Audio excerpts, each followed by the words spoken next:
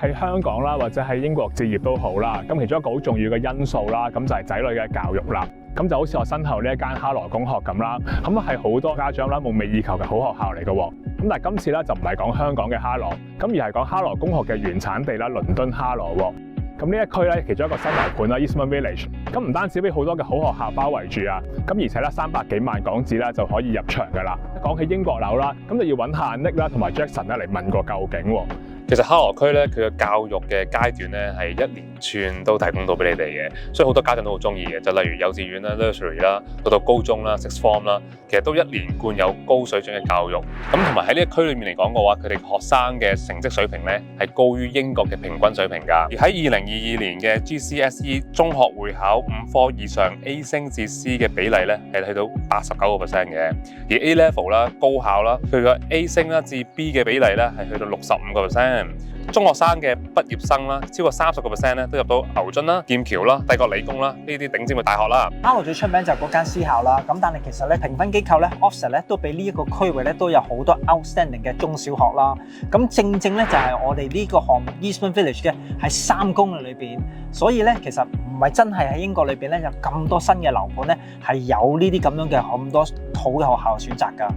嗱，講完學校啦，我哋話咁快又嚟到啦呢個咁舒服嘅環境嗰度喎。咁咧事關啦，哈羅區除咗名校之外啦，咁亦都出名啦，生活環境啦係高質素嘅喎。其實哈羅咧係位於倫敦嘅西北面啦，Zone 5啦。本身呢個區域裏面嚟講嘅話咧，都被譽為啦係一個比較安全啦，甚至係真係好好住嘅地區嚟嘅。如果根據啲數據同埋報道嘅話咧，其實呢一個區咧喺倫敦33個自治市裏面嚟講嘅話咧，係排行咧係最安全、最舒服嘅地區嚟嘅。嗱，其實 Eastman Village 咧係一個全新樓盤啦，咁其實周邊咧都係圍繞住啲2-3層高嘅傳統英式嘅住宅啦。有一個公園咧，就步行咧只需要10分鐘咧就可以去到叫做 Headstone Manor 嘅。咁其實嗰度咧就帶有好多綠化同埋空間嘅地方啊，俾住客可以散下步啊，做下運動啊，放下狗咁樣咯。由我哋呢個樓盤 Eastman Village 咧，只需要10分鐘嘅步行咧就可以去到一個站咧叫做 Harrow and Waterstone 嘅。咁其實佢係3鐵匯聚站嚟㗎，咁所以其實佢有 tube 啦，即係地鐵啦 ，overground 啦，行地面㗎啦，同埋呢個 National Rail 即係火車嘅。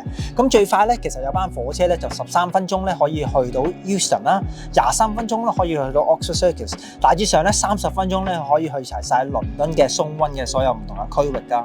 講咗咁多啦，啲周邊嘅環境嘅情況啦，不如又集中翻啦喺 Eastman Village 一啲硬件嘅配套啦，咁同大家講下啦，其實即係俾多啲資料，大家呢個樓盤究竟係點樣樣嘅咧？咁首先咧 Eastman Village 咧呢個樓盤咧就已經去到第2期嘅啦，我哋有呢個全新仲未曝光嘅高層住宅項目啦，叫做 Cunningham Apartments 啦。咁其實屋苑裏邊咧，其實有個好處就係已經有咗健身室啦，同埋有小市場啦。咁亦都步行咧5至10分鐘咧，其實有好多唔同嘅商鋪啦、餐廳啦、cafe 啦，都會可以俾你去用到㗎。新嘅一期裏面嚟講嘅話，佢樓高有14層樓高啦，一個高樓大廈嚟嘅。咁所以你呢啲單位嘅選擇嘅話咧，其實由中高層嚟講嘅話，景觀都好開揚㗎啦。咁佢提供有1房啦、2房啦，甚至3房單位嘅。最細嚟講，我就541尺左右啦，到900幾尺嘅大單位都有選擇嘅。咁同時間嚟講嘅話，佢收樓期咧就係例如係明年嘅第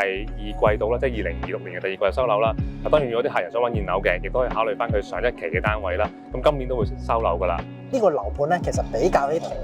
成個倫敦咧個定位呢個價錢咧都比較上偏低嘅，咁所以其實個回報咧差唔多可以去到6.1厘。譬如話而家睇緊1房啦，其實佢可以租到大概1900磅啦，2房咧差唔多去到2300磅或以上啦，3房咧差唔多去到2900磅啦。咁所以其實你見得到呢個價錢咧係非常之好啦。咁1房嘅起步價咧，其實講緊係35.4咧就係一個起步價嚟，35.4英鎊啊嚇。咁所以其實佢個價錢咧就非常抵，去到3房咧57萬咧你可以買得到嘅。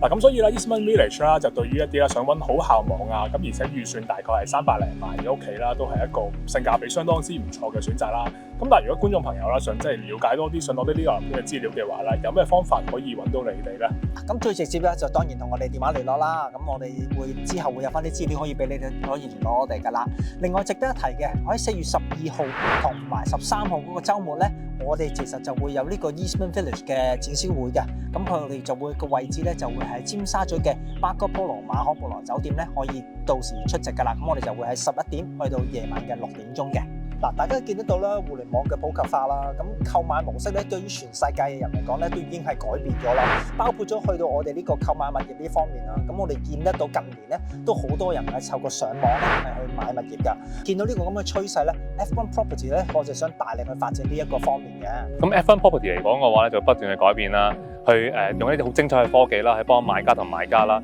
點樣去購買同埋去轉售佢哋嘅英國物業啦。同時間嚟講嘅話咧，希望觀眾啦可以subscribe 我哋嘅YouTube 啊、Facebook 啊同埋 IG channel 啦，可以定期留意我哋最新嘅動向啦。如果想了解展銷會嘅話，可以睇埋我哋嘅網站啦，F1 Property 嘅網站，了解最新未來嘅展銷會活動啦。